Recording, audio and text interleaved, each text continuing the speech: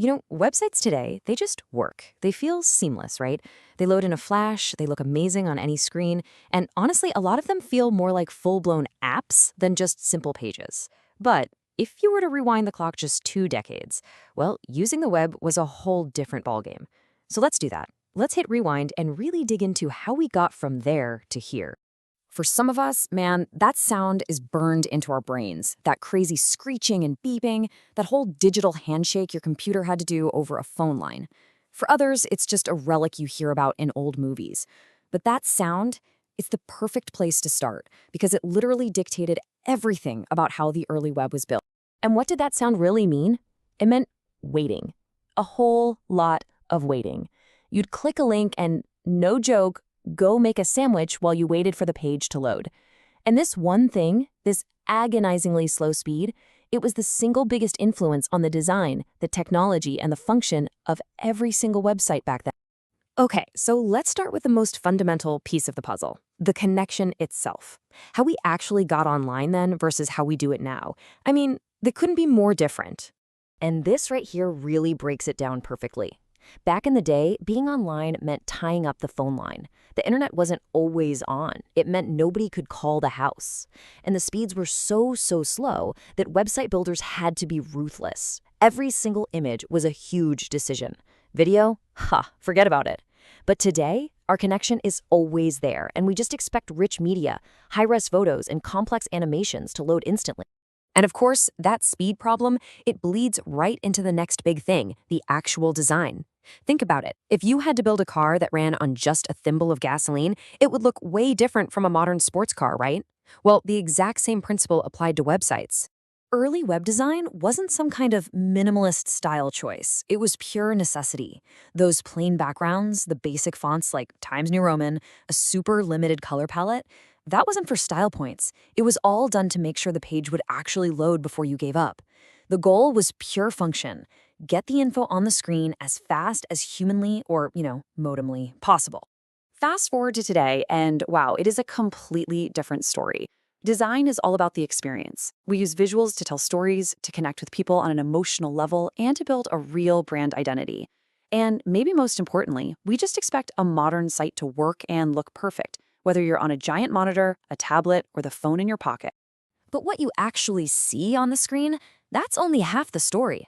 The technology running underneath the hood has gone through an even more radical transformation. It's wild. So 20 years ago, the toolkit was pretty simple. You had HTML to build the structure, some really basic CSS for styling, and maybe a tiny bit of JavaScript for a pop-up alert or something. And the result of that?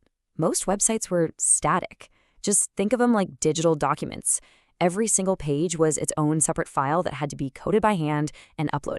Today, it is a whole new universe. Developers use these powerful frameworks. They connect to massive databases. They pull in data from other services through APIs, which are just ways for different apps to talk to each other, and it's all hosted on the cloud. So modern websites aren't just a folder full of pages anymore.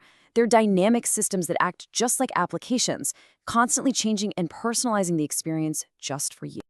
Now, this huge technological leap didn't just change what websites could do.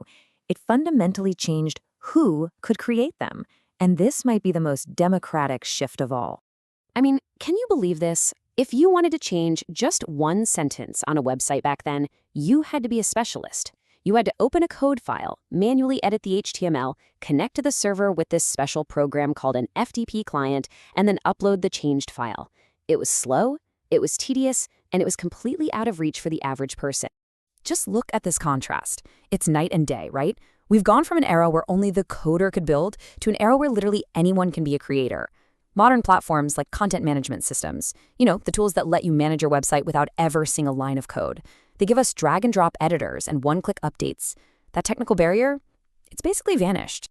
And the impact of that is just profound. Small businesses, artists, writers, community groups, all of a sudden anyone with an idea could build a home for it online without having to hire a developer for every tiny little change. All right, finally, let's talk about the stuff you don't actually see. The invisible layers of engineering that keep the modern web safe and fast, things that were barely even an afterthought in the early days. The difference here is just stark. 20 years ago, security was minimal at best. You were sending information over unencrypted connections, and protection was weak. Today, it is absolutely essential. You know that little padlock you see in your browser bar, that HTTPS? That means your connection is secure. And behind the scenes, you've got firewalls and automated backups constantly working to protect data. And this isn't a 9-to-5 job. We're talking 24/7. Modern web platforms are monitored around the clock to optimize performance, to catch issues before they become real problems, and just to make sure the site is always available and running fast for everybody, all over the world. So when you put it all together, when you step back and look at the whole picture, this is what the last 2 decades have really been about. We've literally watched the web evolve from this simple collection of static digital pages into the powerful interactive online platforms that are so central to our lives today. But here's the thing, and this is maybe the most important takeaway of all. While the technology, the speed, and the design have all changed beyond recognition, the fundamental purpose of the web really hasn't. It's still about one core thing: connecting people with each other and connecting people with information. So it kind of leaves us with a question, doesn't it? Is there something we lost when we moved away from that simple, uncluttered web of the past? Or do the incredible capabilities of today's smart platforms make it a trade-off that was well worth it? It really makes you